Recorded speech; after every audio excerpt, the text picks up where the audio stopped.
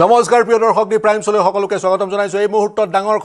খবৰ দিল্লীৰ পৰা আহিছে দিল্লীৰ লাল কিল্লাৰ সমীপৰ চান্দনী চক মেট্ৰ' ষ্টেচনৰ 1 নম্বৰ গেটৰ সন্মুখত ডাঙৰ বিস্ফোৰণ আৰু সেই বিস্ফোৰণৰ ফলত 9জন লোকৰ মৃত্যু হোৱাৰ খবৰ আহিছে সমীপৰ যিখন এলএনজেপি হস্পিটালৰ প্ৰশাসনে জনোৱা মতে 9জন লোকৰ মৃত্যু হৈছে ডাঙৰ বিস্ফোৰণ এখন গাড়ীৰ পৰা সেই বিস্ফোৰণ হৈছিল আৰু সেই বিস্ফোৰণৰ ফলত আন কেইবাখনো গাড়ী জ্বলিছিল দাউকৈ জুই আমি পৰিলক্ষিত কৰিছিলোঁ টেলিভিছনৰ পৰ্দাত আৰু এই মুহূৰ্তৰ ডাঙৰ খবৰ 9জন লোকৰ মৃত্যু হৈছে সমীপৰ এলএনজেপি হস্পিটালৰ তথ্য আমাৰ হাতত আহি পৰিছে 9জন লোকৰ মৃত্যু হৈছে এই যে বিস্ফোৰণৰ কাৰণ এতিয়ালৈকে প্ৰশাসনে বা আৰক্ষীয়ে বা বিশেষজ্ঞই জনোৱা নাই কুটাঘাট নে অন্য কিবা এক্সিডেন্ট সেই কথা এতিয়ালৈকে আমি গম পোৱা নাই মাত্ৰ বিস্ফোৰণৰ খবৰ আহিছে দিল্লীৰ পৰা ডাঙৰ বিস্ফোৰণৰ ফলত 9জন লোকৰ এই মুহূৰ্তত মৃত্যু হোৱাৰ খবৰ আহিছে সবিশেষ জনাবলৈ প্ৰাঞ্জলৰ ওচৰলৈ যাব বিচাৰিম প্ৰাঞ্জল ধন্যবাদ পাৰ্থ আৰু এই মুহূৰ্তৰ সবাতোকৈ ডাঙৰ খবৰটো আপুনি ইতিমধ্যে কৈছে কিছু দৃশ্য আহিছে দৃশ্যবোৰ দেখুৱাইছো এয়া দিল্লীৰ লাল কিল্লাৰ সমীপত সংঘটিত বিস্ফোৰণৰ পাছৰ পৰিৱেশ ভয়ংকৰ বিস্ফোৰণত ইতিমধ্যে আমাৰ সতীৰ্থ পাৰ্থই জনাইছে যে 9জনৰ মৃত্যু হৈছে এলএনজেপি হস্পিটেল কৰ্তৃপক্ষই সেই কথা অৱগত কৰিছে বৰ্তমান কেইবাটাও এজেন্সি তাত উপস্থিত হৈছে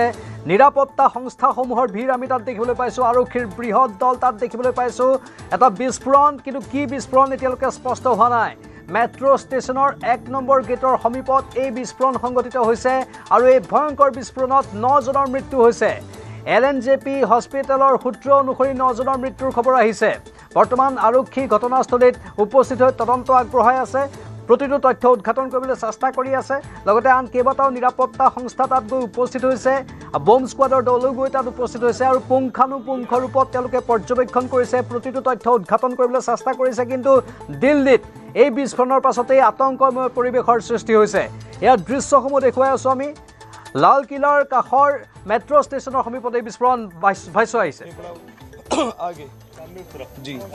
बहुत सारी काफी सारी गाड़ी है वहाँ पे तो उसके एक गाड़ी के साथ साथ और भी गाड़ी लगा जी जी जी तो एक गाड़ी के साथ यही सुनने में आया आपके हिसाब से कितने लोग सर हम वहाँ फिर आगे गए नहीं इसलिए हम फौरन इधर ही दूरी खड़े हो गए यहाँ पे हमने देखा सबसे पहले हमने फेफड़ा देखा वहाँ पड़ा हमने लगा कि ऐसी होगा फिर हमने सर को यहाँ पे SHO को बताया हमने कि यहाँ पे सर ये गोश्त पड़ा हुआ है यहाँ पर उसके बाद हमें लगा कि ऐसी होगा गोश्त लेकिन उसके बाद फिर हमने हाथ देखा हम तो खुद शॉक्ड हो गए कि मतलब बयान नहीं कर सकते इस चीज़ को আৰক্ষীৰ ভাষ্য আমি শুনিবলৈ পাইছোঁ অতি ভয়ানক আৰু শিহৰণকাৰী ভাষ্য দিছে গোটেই ঘটনাক্ৰম কিছু পৰিমাণে তেওঁ বুজাই দিছে কেনেধৰণে তাত ক্ষত বিক্ষত শৰীৰৰ অংশ দেখিবলৈ পোৱা গৈছিল স্বাভাৱিকতে অতি শিহৰণকাৰী দিল্লীত এই বিস্ফোৰণৰ পাছতেই আতংকময় পৰিৱেশৰ সৃষ্টি হৈছে আমি সতীৰ্থ সাংবাদিকৰ সৈতেও যোগাযোগ স্থাপন কৰিম দিল্লীত সবিশেষ তথ্যৰ বাবে আমাৰ সাংবাদিকসকল ইতিমধ্যে উপস্থিত হৈছে আমাৰ সতীৰ্থ মৃদু পৱনো নিউজৰুমৰ পৰা লাইভত থাকিব কিছু সময়ৰ পাছতে লগতে আন কেইবাজনো সাংবাদিক লাইভৰ বাবে সাজু হৈছে এই মুহূৰ্তৰ সবাতোকৈ ডাঙৰ খবৰ দিল্লীত বিস্ফোৰণত 9জন নিহত হৈছে লাল কিল্লাৰ সমীপত এই বিস্ফোৰণ ভয়ংকৰ বিস্ফোৰণত 9জন নিহত হোৱাৰ খবৰ আহিছে মেট্ৰ' ষ্টেচনৰ 1 নম্বৰ গেটৰ সমীপত এই বিস্ফোৰণ ভয়ংকৰ বিস্ফোৰণত কঁপি উঠিছে দিল্লী এলএনজেপি হস্পিটেলৰ সূত্ৰ অনুসৰি 9জনৰ মৃত্যু হোৱা বুলি সদৰি কৰা হৈছে আৰক্ষীয়ে ঘটনাস্থলীত বৰ্তমান তদন্ত চলাই আছে কিন্তু কি বিস্ফোৰণ সেয়া এতিয়ালৈকে স্পষ্ট হোৱা নাই বা এই বিস্ফোৰণৰ প্ৰকৃত কাৰণ কি সেয়াও স্পষ্ট হোৱা নাই মৃদু পৱন আপোনাৰ লগত আৰু কি তথ্য আছে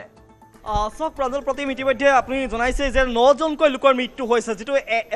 এলএনজেপি যিখন চিকিৎসালয় তাত যিসকল আহত লোক আছিলে সেই আহতসকলক ভৰ্তি কৰোৱা হৈছিল আৰু পৰৱৰ্তী হৈছে তেওঁলোকৰ সূত্ৰমতে ইতিমধ্যে তেওঁলোকে জনাইছে যে প্ৰায় 9জনকৈ লোক যি আহত ব্যক্তি আছিলে সেই 9জনকৈ ব্যক্তি ইতিমধ্যে নিহত হৈছে আৰু তাত যিসকল প্ৰত্যক্ষদৰ্শী আছিল বা তেওঁলোকে যিসকলে এই বিস্ফোৰণৰ শব্দ শুনিছিল তেওঁলোকে এটা কথা বাৰম্বাৰ কৈছে যে অত্যন্ত ডাঙৰ আছিল শব্দ যেতিয়াই বিস্ফোৰণ হৈছিল তাৰ পৰৱৰ্তী সময়তে তেওঁলোকে কৈছে যে খুব ডাঙৰ এটা শব্দ আছিল আৰু শব্দৰ পিছতে ভয়ংকৰভাৱে এটা দপদপাই জুই জ্বলি উঠিছিল আৰু জুই জ্বলাৰ পিছতে 3খনকৈ বাহনেৰে সম্প্ৰসাৰণ হৈছিল জুইৰ আৰু এতিয়া সেই জুই যদিও নুমাইছে কিন্তু এইটো কথা দিল্লী আৰক্ষীয়ে মানি লৈছে যে খুব ডাঙৰ এটা বিস্ফোৰণ এই বিস্ফোৰণ কি হয় তেওঁলোকে এতিয়ালৈকে স্পষ্ট কৰিব পৰা নাই কিন্তু এটা খুব ডাঙৰ বিস্ফোৰণ আৰু ডাঙৰ বিস্ফোৰণ তাৰ পৰৱৰ্তী সময়ত আমি ভিজুৱেলবিলাক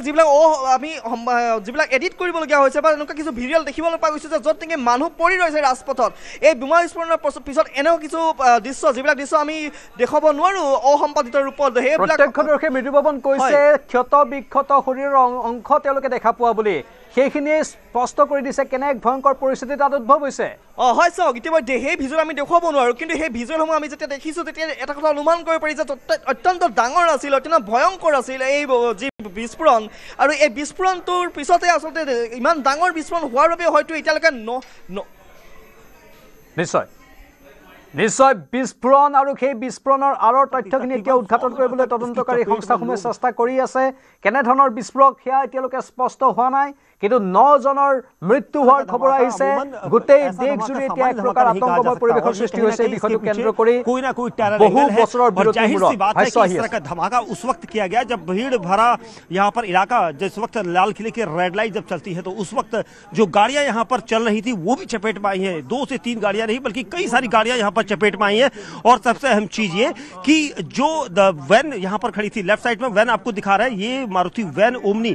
उसके ठीक आगे एक ऑटो जो है वो बिल्कुल पलटा हुआ सा नजर आ रहा है यानी ये भी यहाँ पर खड़े थे इनमें तेज धमाका हुआ तो क्या आगे वाली गाड़ी में ये ब्लास्ट की कोशिश की गई थी उसमें रखकर या फिर पीछे किया गया था क्योंकि जिस तरह से आग थी शुरुआती दौर में इसे कई लोगों ने कहा था कि तेज धमाके की आवाज उन लोगों ने सुनी है लेकिन यहाँ पर जिस तरह से धमाका हुआ है वो लो इंटेंसिटी का ब्लास्ट कहीं नहीं जा सकता कहीं कोई कह भी नहीं सकता क्योंकि ये हाई इंटेंसिटी का ब्लास्ट है इसके पीछे बड़ी साजिश यहाँ पर नजर आ रही है क्योंकि हमने एक दिन आज ही सुबह हम लगातार फरीदाबाद से थे जी আমাৰ সাংবাদিক যোগাযোগত আছে সাংবাদিকে জনাই আছে লো ইন্টেন্সিটিৰ এইটো হয়তো বিস্ফোৰণ হ'বই নোৱাৰে স্বাভাৱিকতে এইটো হাই ইন্টেন্সিটিৰ এটা বিস্ফোৰণ তেনেধৰণৰ এটা সন্দেহ কৰা হৈছে কাৰণ মৃত্যুৰ সংখ্যা বাঢ়িছে মৃদুপৱন আৰু এয়া লো ইন্টেন্সিটিৰ ব্লাষ্ট হ'ব নোৱাৰে বুলি আমাৰ সাংবাদিকে সদৰি কৰিছে দিল্লীৰ পৰা যিসকল আমাৰ স্পষ্ট সাংবাদিকসকলে ইতিমধ্যে স্পষ্ট কৰি দিছে যে এইটো কেতিয়াও ল' ইণ্টেনচিটিৰ হ'ব নোৱাৰে আচলতে আৰু যিটো শব্দ শুনা পোৱা গৈ বুলি যিসকলে কৈছে তেওঁলোকৰ পৰাই অনুমান কৰিব পাৰি আৰু আৰক্ষীয়ে এটা মান্যতা প্ৰদান কৰিছে যে অত্যন্ত ডাঙৰ আছিলে বিস্ফোৰণ আৰু বিস্ফোৰণৰ পিছত আছে 9 জনকৈ ব্যক্তিৰ প্ৰাণহানি হৈছে এতিয়ালৈকে তাৰ পৰৱৰ্তী সময়ত হয়তো আৰু বহু ব্যক্তি আছে যিসকল আহত ব্যক্তি তেওঁলোকে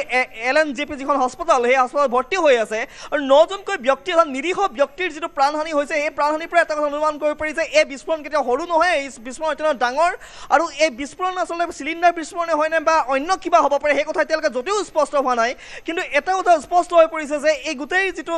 ঘটনাৰাজি এই ঘটনাৰাজি যিটো খুব সৰু কথা নহয় এটা ডাঙৰ ঘটনাই সংঘটিত হৈছে দিল্লীৰ ৰাজধানী চহৰখনত আৰু ৰেড ফৰ্টৰ দৰে জনবহুল এলেকাত সংঘটিত হৈছে আৰু আমাৰ সাংবাদিকগৰাকী কিছু সময়ৰ পৰা আৰু কৈছিলে যে ক'ত তেওঁলোকে আক্ৰমণ কৰিব বিচাৰিছিল বা কি ধৰণৰ এটা কাৰ্যসূচী বা এটা ষড়যন্ত্ৰ